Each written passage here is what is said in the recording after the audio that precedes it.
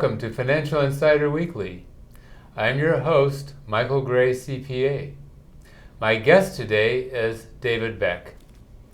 David is a fee-only certified financial planner whose practice, Bay Area Planners, focuses on helping families plan for financing college education. David came to the United States from England in 1982. He worked in product management for electronic component manufacturers, including Tyco, before starting a second career in financial planning. David graduated in 2006 from the financial planning program at University of California at Santa Cruz Extension. He chose the college planning specialty after helping his niece with financing issues for her college education, and it's developed into his full-time business. He says that he's found helping people in this area to be very rewarding. And today we're going to be talking about how a family can pay for a college education. So David, thank you for joining me today. Thank you, Mike. Okay. Now before we get started, I want to just give a caution to our viewers, and that this is just an introduction to this area, and you can get help from people like David for further guidance. So David, let's get started with some questions. Given the state of the economy and the calls to reduce government spending, what are the challenges that families face when trying to get a child into college? The key word I'm hearing from both families and the college today is affordability. Yes. Now, it wasn't always like that. Up until 2008, everybody was seemingly doing well, using the house as the ATM. The colleges were expanding. It was a time perhaps that couldn't go on because we had negative savings rates and things like that. But affordability wasn't the issue. Mm-hmm. Then along comes the Great Recession, and now it definitely is an issue. So a lot of the sources of money that people used to have in terms of borrowing have gone away now, the home equity, for example. And colleges are still expensive, and the price of them is still going up. So it's really affordability. And then on top of that, obviously we have budget issues in this country. And that means the money available for public education, the public and state universities, is going down. So when you say budget, you mean the budget for the government? Yes. So like funding from, for example, California for University of California or California State Universities? That's it. We've seen some tremendous increases over the last year or 2 years. This is going to continue, perhaps. And what this has is an effect of making colleges, public colleges that didn't used to be competitive to get into, they now are competitive. So this is having a knock-on effect to the private colleges. The private colleges are still managing to increase their net revenue per student. They're getting very skilled at doing this, but you have to wonder if this is going to continue. Hence, they are concerned about this affordability as well. Okay. Well, when you think about it, is college still worth the expense these days? Higher education definitely has value.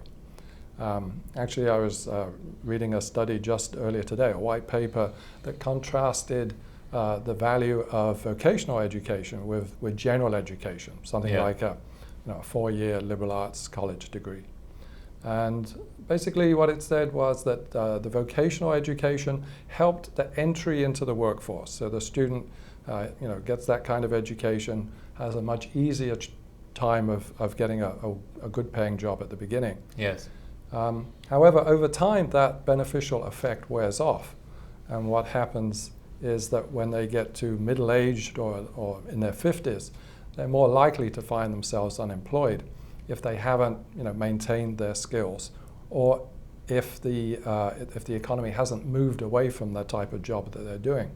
Even a country that we look up to in terms of its capabilities, like Germany, which has a wonderful apprentice education system, has this effect that by the time these employees reach the age of 40 to 50, they're more likely to be unemployed than people with the more general education.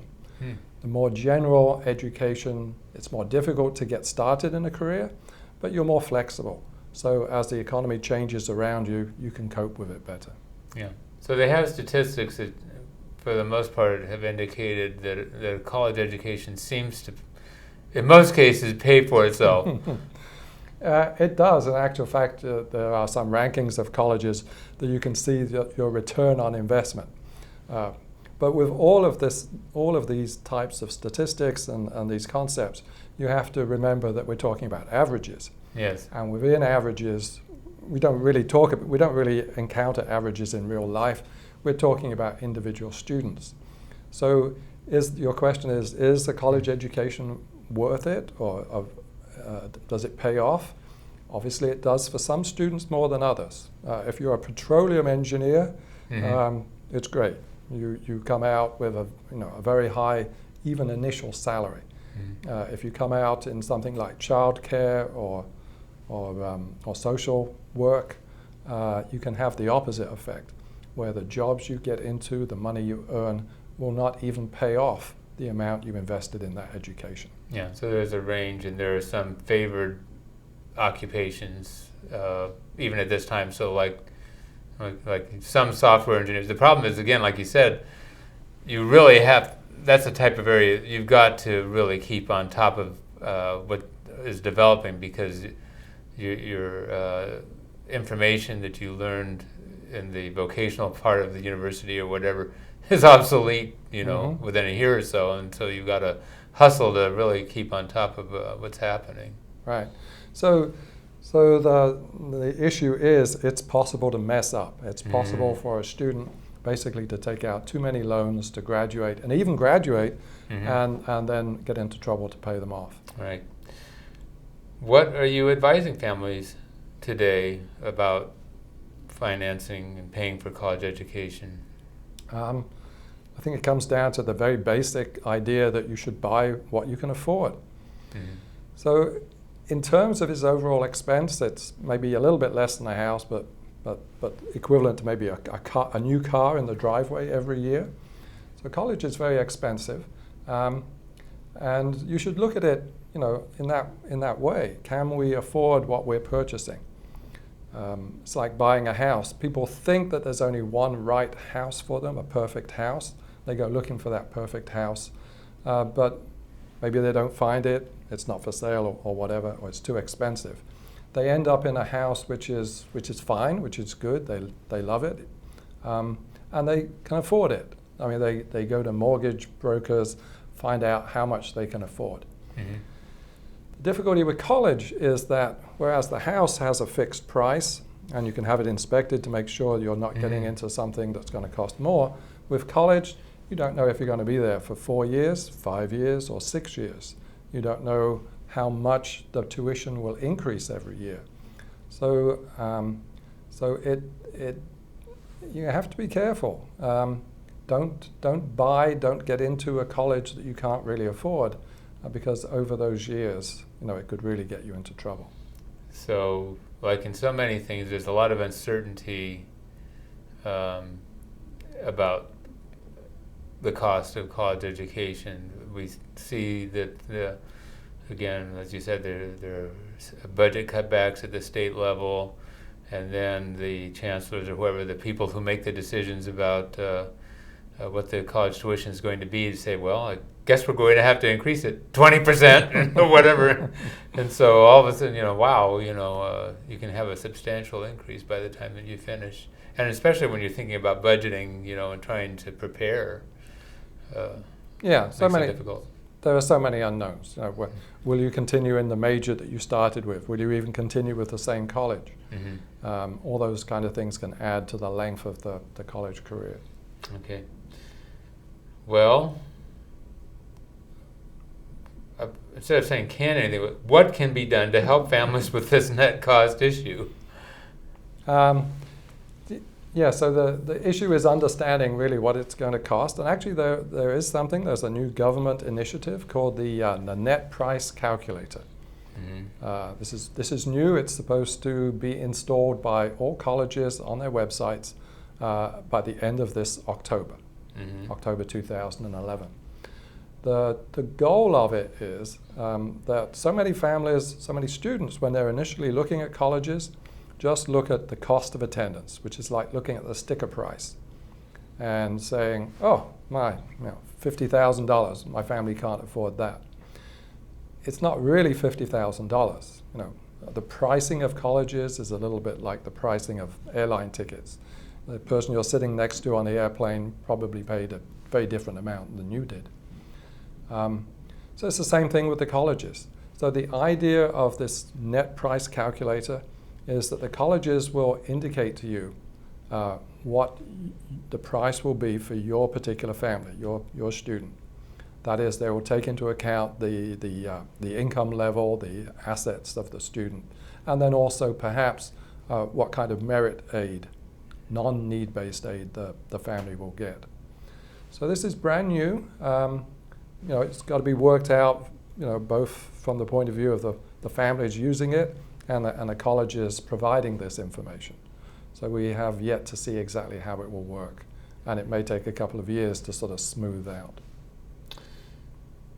Now, related to this, and this is sort of off our list of questions, so excuse me for that, but have some states, I think I remember seeing something about prepaid college education programs, where in a sense you're able to sort of lock in your costs by paying for things in advance. The problem is that your student may not know where they're going to be, so you may pay for a university or your state universities, and maybe the student's going to decide to go somewhere else, which can sort of upset your apple cart. Maybe you can comment about that for just a moment. Yeah, there are two types of 529 plans. One is where, like the regular investment account, you put the money in and hopefully it grows, and then you can spend it on higher education, but higher education at whichever college you wish. There's another type, which I think is what you're referring to, which is you're putting that money towards a particular college or group of colleges. But on the reward for that is that you're buying the education at today's dollars. So you're immunized against the price, the raising of the price of tuition. The difficulty, as you say, I think there are two difficulties. Number one, if you don't want to go to one of those colleges that are on that list, then you get your money back, but it probably won't come back with very much return. The other problem with it, those kind of plans can get into trouble. I think what they're doing, they're saying, we'll collect this amount of money from you and it will be sufficient for college. If the college prices increase, then that whole plan can get into trouble. And what some states have had to do is to stop supporting that plan. So you might be in it, you might have put money into it for a couple of years, you might have got two, maybe 3 years of college paid for, but then they close the plan down to new subscriptions. Wow. Yeah. Okay. So even more uncertainty. Jeez. All right. Well, what are the main sources of money for college? The main sources